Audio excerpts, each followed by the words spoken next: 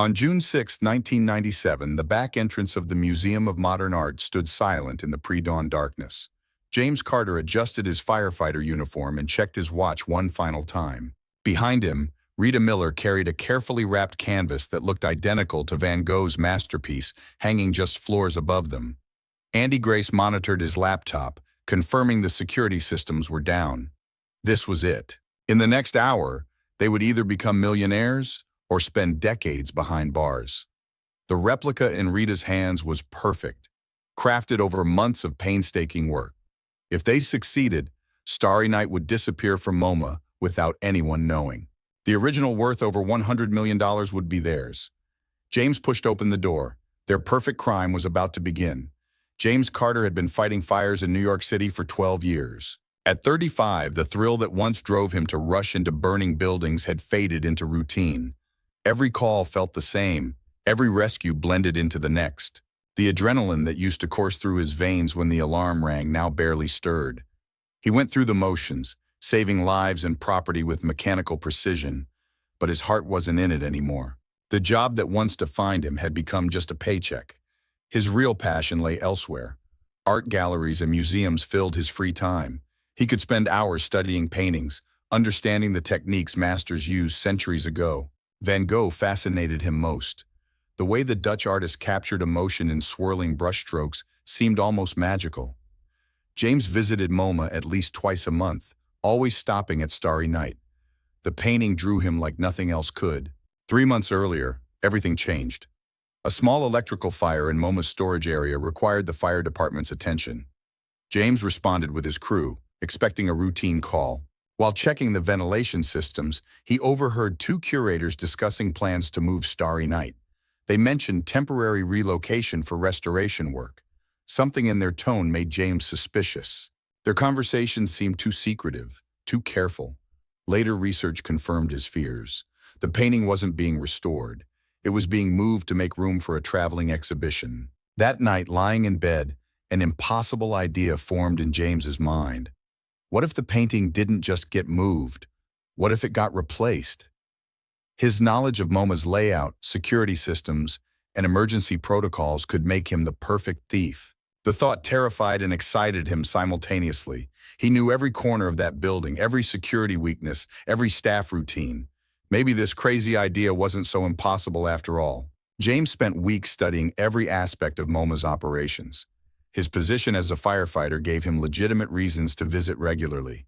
Safety inspections, system checks, emergency drills. Each visit revealed more details about security protocols, staff schedules, and vulnerable points in their defenses. The more he learned, the more feasible the heist seemed. But he couldn't do it alone. The idea consumed him completely. During his regular shifts at the fire station, James found himself sketching museum layouts on napkins and studying art theft cases from the past. He researched famous heists, learning from both successful operations and spectacular failures. The Gardner Museum theft in 1990 had been audacious but sloppy. The thieves had taken inferior paintings while leaving more valuable works behind. James would not make such mistakes. His obsession with the plan grew stronger each day. He began timing security guard rotations with precision, noting exactly when shifts changed and how long patrols took. The guards followed predictable patterns, a weakness that could be exploited. James discovered that late Tuesday nights had the lightest security presence due to staff scheduling conflicts.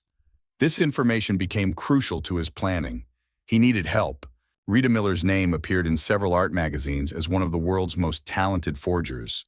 Her replicas fooled experts regularly, though she claimed to work only for legitimate restoration projects. James tracked her down through art world contacts, approaching her carefully at a gallery opening in Soho. When he explained his plan, Rita's eyes lit up with professional interest. The challenge of recreating Van Gogh's masterpiece perfectly, combined with the enormous payday, convinced her to join. Rita brought more than artistic skill to the team. Her connections in the underground art market would be essential for eventually selling the stolen painting. She knew collectors who asked no questions about provenance, and dealers who specialized in moving high-value stolen artwork. The painting's fame would make it difficult to sell openly, but Rita understood the shadowy world where such transactions occurred. Andy Grace had been James's friend since college. After graduation, Andy had drifted into gray areas of computer security, using his hacking skills for increasingly questionable clients. When James contacted him, Andy was immediately intrigued. Disabling museum security systems would test his abilities in ways corporate espionage never could. The financial reward didn't hurt either. Andy's expertise extended beyond simple hacking. He understood physical security systems, electronic surveillance, and digital forensics. His knowledge would be crucial for ensuring that their intrusion left no traceable evidence. Andy had worked with systems similar to MoMA's during previous jobs, giving him insight into their vulnerabilities and backup protocols. The team came together naturally. Rita would create the perfect replica. Andy would handle all electronic security. James would use his firefighter credentials to gain access and coordinate the operation. Each member brought essential skills that the others lacked. Their complementary abilities made the impossible seem achievable. Planning sessions took place in James's apartment every Tuesday evening. They studied MoMA's floor plans, security camera positions, and staff rotation schedules. James shared inside knowledge gained during his legitimate visits. Rita explained the time needed to create an undetectable forgery. Andy outlined the museum's electronic vulnerabilities. Slowly, a detailed plan emerged. The psychological pressure of planning such an audacious crime affected each team member differently. James felt energized by the challenge, finally finding something that matched the excitement his firefighting career had once provided. Rita viewed it as the ultimate test of her artistic abilities. Andy saw it as a puzzle to be solved through technical expertise and careful preparation. The timing had to be perfect. June 6th offered the best opportunity. A staff meeting would reduce security presence. Maintenance work would provide cover for James's presence. The team refined every detail until nothing was left to chance. They were ready to steal one of the world's most famous paintings. Rita Miller disappeared into her studio for 6 weeks, emerging only to purchase specialized materials. Creating a perfect replica of Starry Night required more than artistic skill. She needed to match Van Gogh's exact paint formulations, canvas weave, and aging patterns. Every brushstroke had to be identical. The paint thickness, color saturation, and surface texture needed to fool expert examination. Rita worked 18-hour days, mixing pigments by hand and applying paint with brushes similar to those Van Gogh used in 1889. The canvas itself presented the first major challenge. Van Gogh had used a specific type of Belgian linen that was no longer manufactured in the same way. Rita spent weeks researching textile archives and finally located an elderly weaver in France who still produced canvas using 19th century techniques.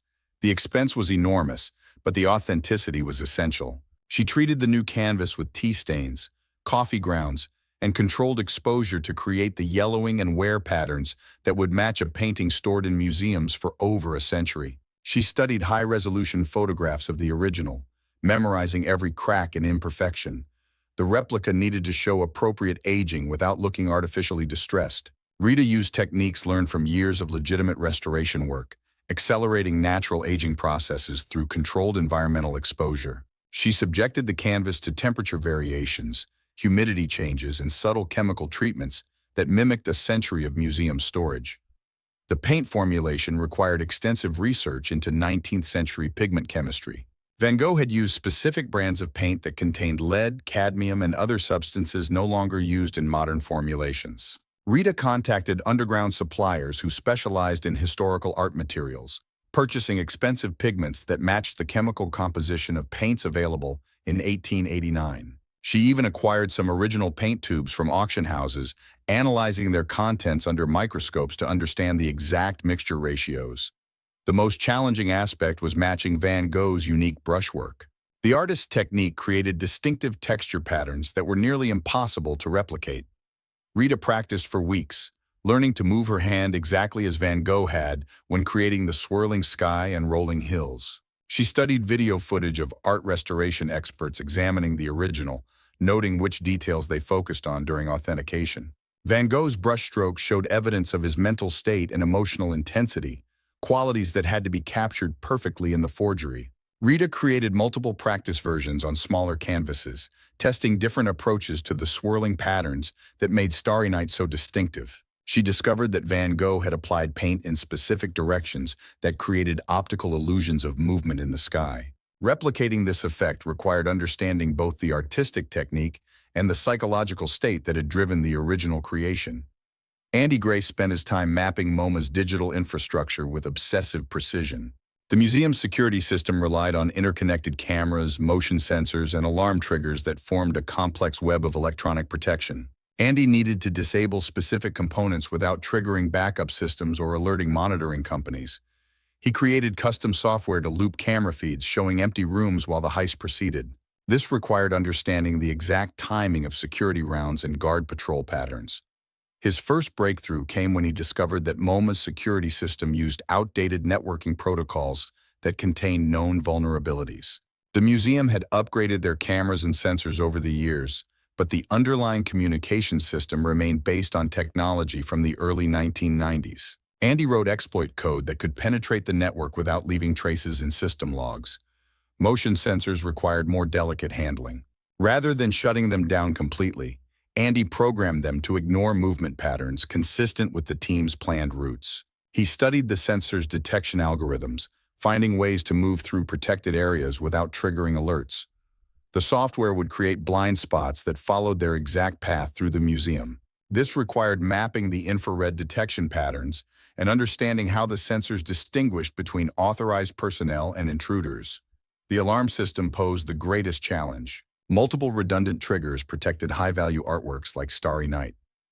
Andy developed a program to create false normal readings across all sensors during the critical 15-minute window needed for the switch. This required deep understanding of the system's architecture and timing protocols. He spent weeks studying similar systems in other buildings, learning how security companies designed fail-safes and backup procedures. Andy also needed to ensure that his intrusion would be completely undetectable after the fact. He created programs that would automatically restore all systems to their original state once the heist was complete. Log files would show normal operation throughout the night, with no evidence that anything had been tampered with. This level of sophistication required advanced knowledge of digital forensics and system administration. James used his firefighter position to conduct detailed reconnaissance with military precision.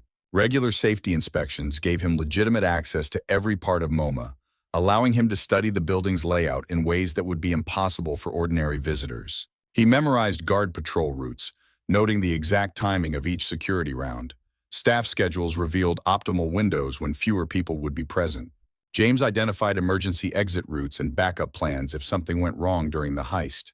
His firefighter training had taught him to analyze buildings for structural weaknesses and emergency vulnerabilities. James applied this expertise to understanding MoMA's security blind spots and architectural features that could be exploited. He discovered service corridors that weren't monitored by cameras and emergency stairwells that could provide alternative escape routes. He studied the room containing Starry Night obsessively, measuring distances, noting lighting conditions, and planning the most efficient approach.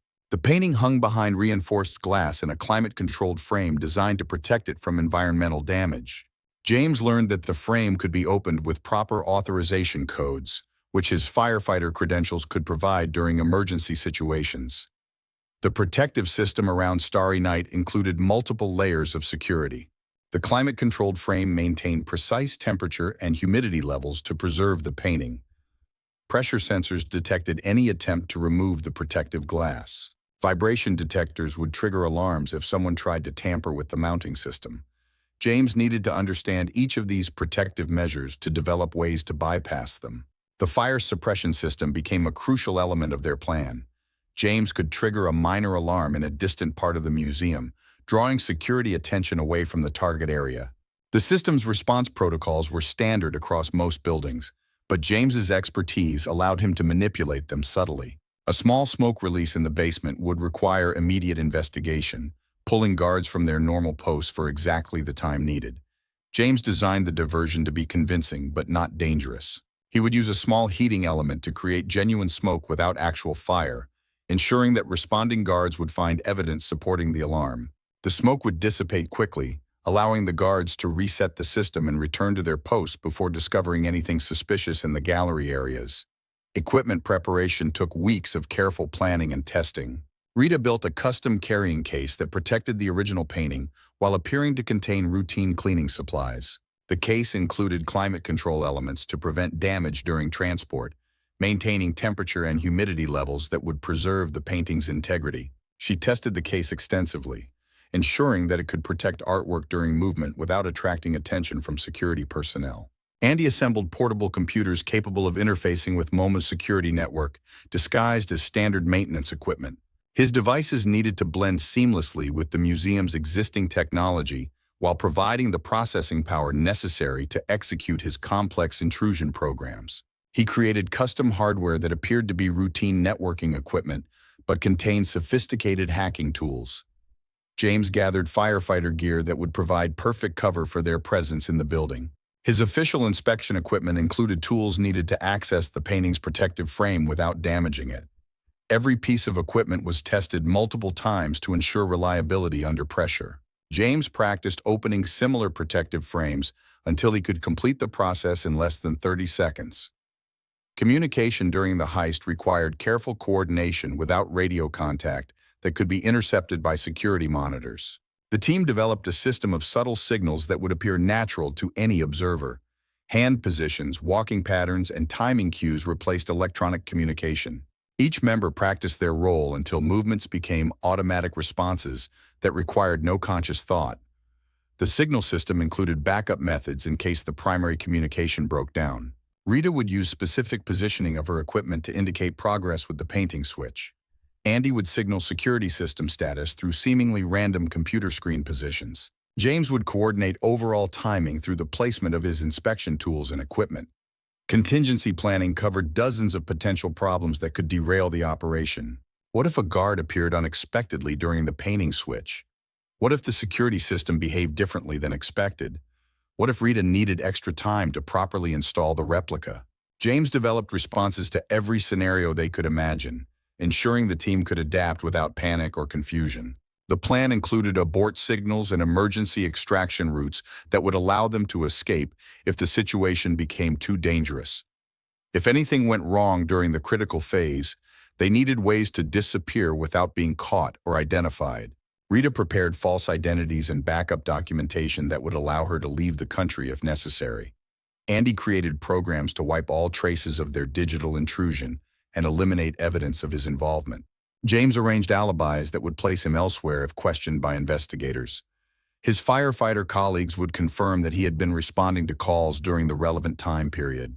Official duty logs would support his presence at other locations throughout the night of the heist. Final preparations involved setting up safe houses and secure storage for the stolen masterpiece. The original Starry Night needed climate-controlled protection immediately after theft to prevent any damage that might reduce its value. Andy arranged a facility under false identity, matching museum-quality environmental controls that would preserve the painting indefinitely. The storage location was isolated and secure, providing protection from discovery, while arrangements were made for eventual sale. Transportation from MoMA required careful route planning to avoid traffic cameras and police checkpoints that might record their movements. The team studied traffic patterns and police patrol schedules, identifying the safest path from the museum to their secure storage facility. They planned multiple alternate routes in case their primary path was blocked or compromised. At 3:15 a.m., James Carter stood before MoMA's service entrance, his firefighter uniform lending him invisible authority in the pre-dawn darkness. Security cameras showed looped footage of empty corridors as Andy's program took control of the system.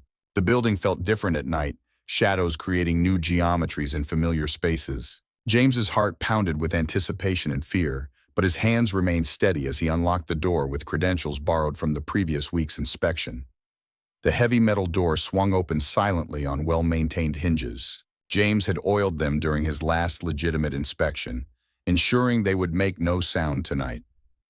The museum's service corridors stretched before him like arteries through a sleeping giant. Emergency power systems hummed quietly in the walls, maintaining climate control for priceless artworks even during the night hours. The air itself felt precious, filtered and purified to protect masterpieces worth billions of dollars. The museum's interior was eerily quiet, emergency lighting casting everything in red hues that made familiar artwork appear strange and threatening. James moved through corridors he knew by heart, his footsteps echoing softly on polished floors. Every sound seemed amplified in the silence. He checked his watch constantly, knowing that timing was absolutely critical to their success. The weight of his equipment felt heavier than usual, each tool representing months of careful planning and preparation. His route took him past storage rooms filled with artworks not currently on display. Behind locked doors lay paintings worth millions, sculptures by famous artists, and artifacts from ancient civilizations. James had seen these treasures during his inspections, but tonight they felt different. He was no longer a protector of these works, but a predator moving through their sanctuary. Rita Miller waited in a utility van 3 blocks away, the perfect replica of Starry Night secured in her custom case. Months of work had created something indistinguishable from Van Gogh's original. Even she sometimes forgot which version was real when comparing them side by side. The replica's paint had aged naturally under controlled conditions, developing subtle cracks and color shifts that matched the masterpiece exactly. Tonight would test whether her skills could fool the world's art experts. The van's interior was carefully climate-controlled to protect both the replica and the original painting they would soon acquire. Rita had installed museum-quality environmental systems powered by the vehicle's electrical system. Temperature remained constant at 68 degrees Fahrenheit, while humidity stayed precisely at 45%. These conditions would prevent any damage to Van Gogh's masterpiece during transport. Her hands trembled slightly as she prepared to enter the museum. Despite her confidence in the replica's quality, the magnitude of what they were attempting hit her fully. They were stealing one of history's most famous paintings from one of the world's most secure museums. The financial reward was enormous, but the risks were equally substantial. Prison sentences for art theft could extend for decades. Rita had researched similar cases, knowing that successful prosecution could result in 25 years in federal prison. She reviewed the replica one final time, comparing it to high-resolution photographs of the original. Every swirl in the sky matched perfectly. The village below showed identical details down to individual brushstrokes on tiny buildings. The cypress tree in the foreground captured Van Gogh's emotional intensity, exactly as the artist had painted it during his stay at the asylum. Rita's forgery was perfect in every measurable way. Andy Grace monitored security feeds from a coffee shop across the street, his laptop displaying multiple camera angles throughout the museum. Green indicators confirmed his software was functioning perfectly. Motion sensors remained active but ignored programmed movement patterns. Alarm systems showed normal readings while actually disabled. The 15-minute window they needed was now available, but timing remained absolutely critical to success. His custom software ran multiple parallel processes, each designed to maintain the illusion of normal security operations. Camera feeds showed empty corridors and galleries exactly as they should appear during overnight hours. Motion detectors registered no movement despite James's presence inside the building. The central security system received constant confirmations that all protected areas remained secure and undisturbed. He watched thermal imaging displays that tracked guard positions throughout the building. 2 guards patrolled the main galleries while 3 others monitored security stations. His program predicted their movements with 97% accuracy, but that 3% margin of error could destroy everything. Andy's palms were sweating despite the cool morning air. Years of hacking experience had taught him that even perfect plans could fail due to unpredictable human behavior. The guards followed predictable patterns established through months of observation. They moved at consistent speeds, paused at designated checkpoints, and communicated with central monitoring on schedule. Andy's software tracked their radio communications, ensuring that no unexpected conversations could alert them to the ongoing intrusion. Everything proceeded according to the carefully researched schedule. At 3:18 a.m., James reached the corridor leading to Starry Night's gallery. 2 security guards patrolled this area every 20 minutes, but their last pass had occurred 10 minutes ago. This gave him exactly 10 minutes before their return, assuming they maintained their normal schedule.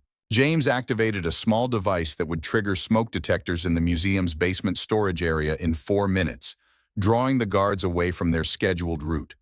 The timing device was a masterpiece of precision engineering. Andy had built it using components from multiple sources, ensuring that no single purchase could be traced back to their operation.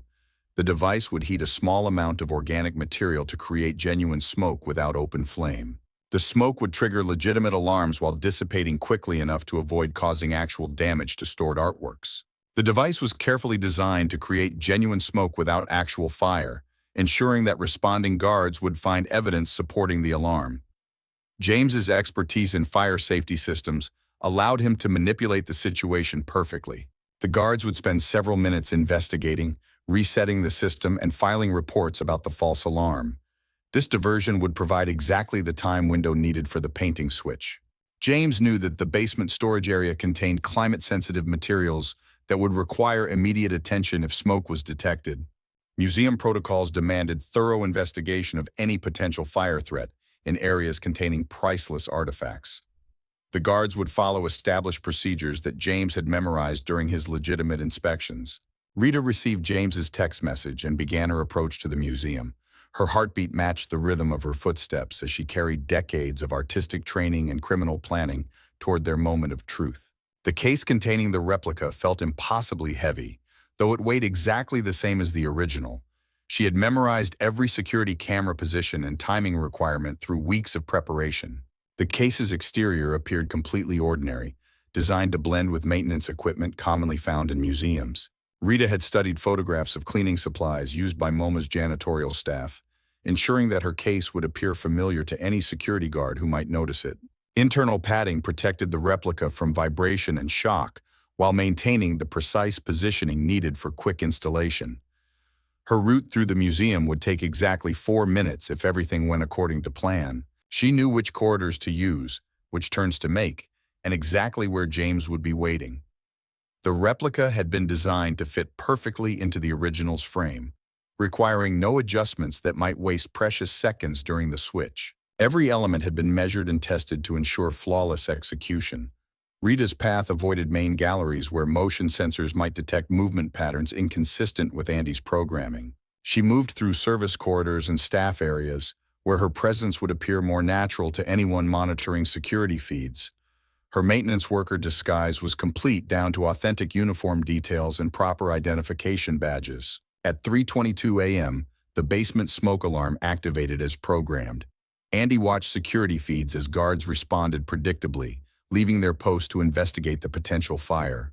The corridor outside Starry Night's gallery emptied completely, giving the team their critical window. Everything was proceeding exactly as planned, but Andy knew that even small deviations could cascade into major problems.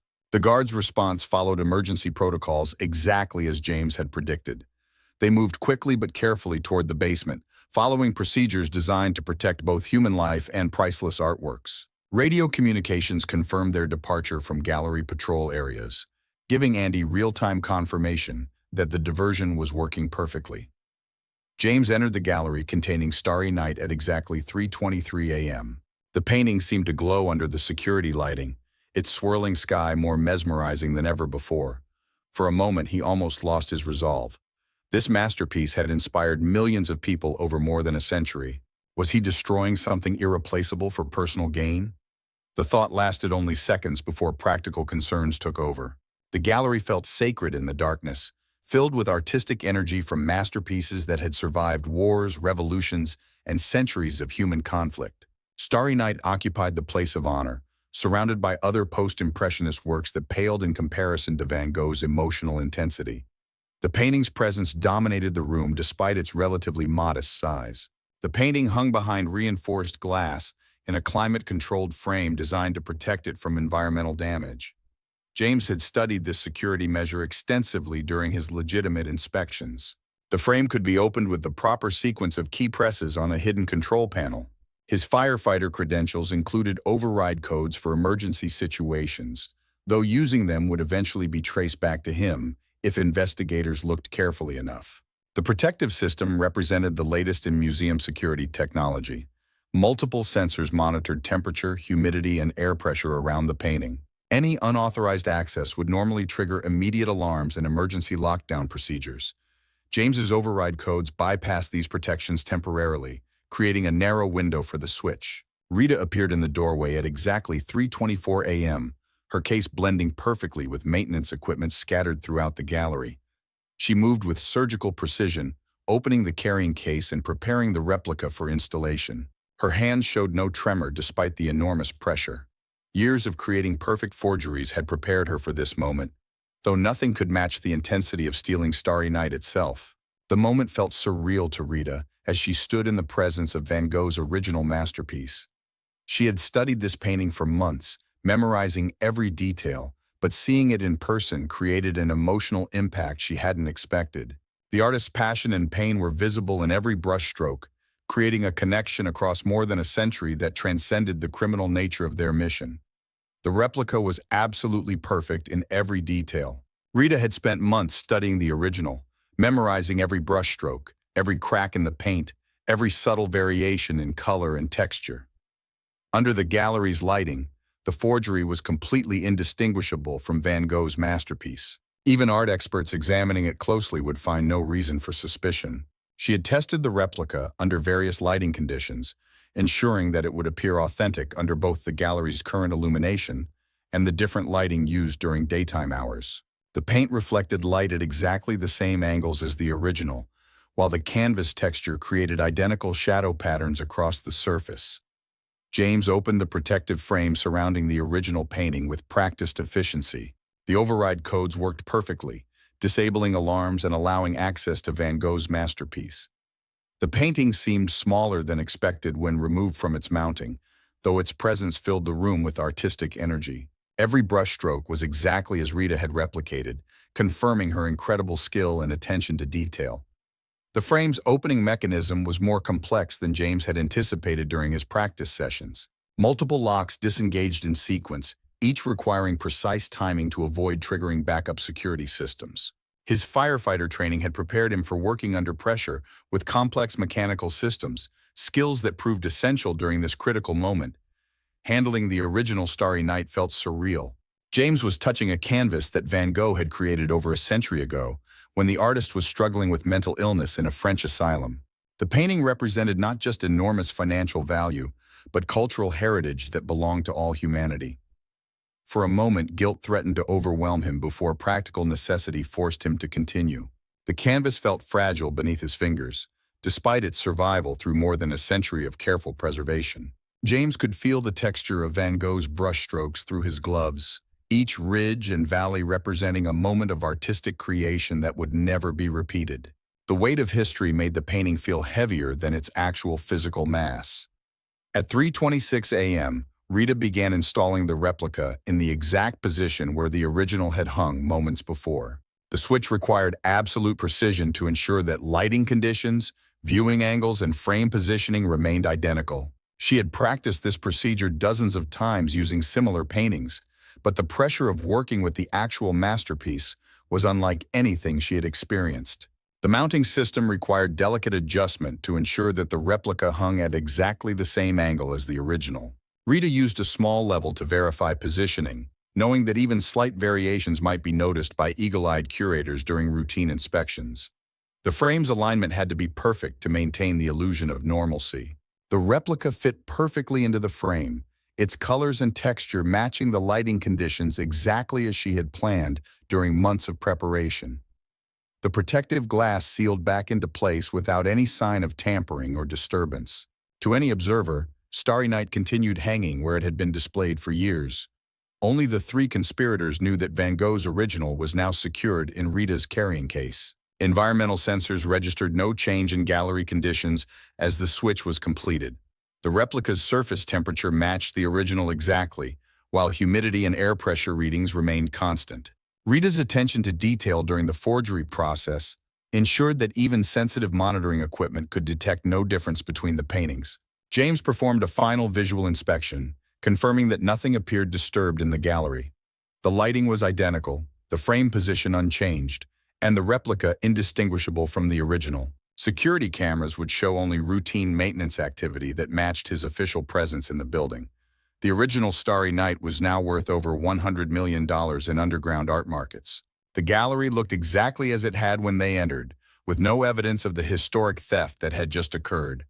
Dust patterns on nearby surfaces remained undisturbed. The replica captured light at the same angles as the original, creating identical reflections on the protective glass. Even the most careful inspection would reveal nothing suspicious. At 3:28 a.m., Rita departed through her planned route, carrying the stolen masterpiece with the same confidence she had shown entering. Her case appeared to contain cleaning supplies to any observer, though it actually held one of history's most valuable paintings. Andy's monitoring confirmed that no alarms had been triggered and no guards were approaching the gallery. The basement investigation was proceeding exactly as predicted. The return journey felt longer than the approach, despite following the identical route. Rita's awareness of the painting's value made every step feel significant. She maintained her casual pace, knowing that any sign of urgency might attract attention from security cameras or guards who might have returned earlier than expected. James activated the building's ventilation system to clear any traces of their presence, a legitimate part of his firefighter duties that provided perfect cover for this final step. The smoke alarm in the basement was already being reset by responding guards who found no actual fire, exactly as James had planned. Normal security protocols were resuming throughout the museum. The ventilation system would eliminate any foreign odors or atmospheric traces that might indicate unauthorized activity. James's action appeared completely routine to anyone monitoring his movements, while actually serving to cover the final evidence of their intrusion. His legitimate authority made every action appear normal and expected. The guards returned to their regular patrol routes at 3:30 a.m., finding everything exactly as they had left it. Starry Night hung in its usual position, appearing completely normal under the gallery lighting. The painting continued to inspire imaginary visitors with its timeless beauty, though the canvas they would admire the next day was less than 3 months old. Radio communications between guards confirmed that the basement alarm had been a false positive, with no evidence of actual fire or security threat. The incident would be logged as routine maintenance issue, requiring no further investigation or special attention. Normal overnight operations resumed without any awareness of the theft that had just occurred. James left MoMA at 3:32 a.m. through the same service entrance he had used to enter. His official inspection report would document routine safety checks and system maintenance, providing bureaucratic cover for his presence during the night. Security footage would show a firefighter performing legitimate duties, with no evidence of any criminal activity or unauthorized access. The exit felt anticlimactic after the intensity of the operation. James walked normally to his official fire department vehicle, maintaining the appearance of completing routine duties. His paperwork was already prepared, documenting systems checks and maintenance activities that would justify his presence at the museum during overnight hours. Andy confirmed that all security systems had returned to normal operation without detecting any anomalies during the previous 15 minutes. His software had performed flawlessly, creating a perfect window for the theft, while leaving no digital traces that could be discovered later. The loop recordings were deleted automatically, removing any evidence of system manipulation. Computer logs would show normal operation throughout the night, with no indication that security systems had been compromised or manipulated. Andy's programs had covered their tracks completely, ensuring that even detailed forensic analysis would find no evidence of electronic intrusion. The theft remained invisible to all detection methods. By 3:35 a.m., Rita had reached the safe house where the original Starry Night would be stored until arrangements could be made for its eventual sale through underground art markets.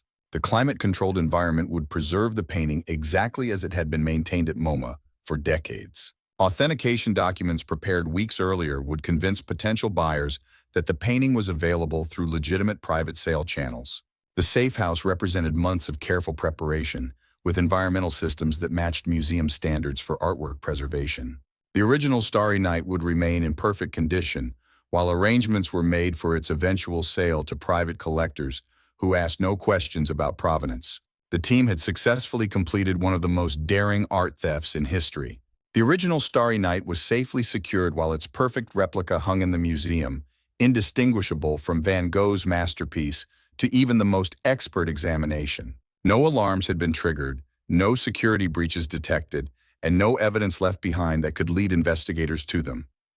The next morning, MoMA opened its doors to thousands of visitors as it did every day. Tourists and art lovers gathered around Starry Night, admiring Van Gogh's swirling sky exactly as they had for decades. None suspected they were viewing Rita Miller's perfect replica instead of the original masterpiece. The forgery was so precise that even trained curators couldn't detect the switch. Security guards noticed nothing unusual during routine checks. Museum security reviewed the previous night's footage and found only routine firefighter inspection activity. James Carter's presence appeared completely normal in all recordings.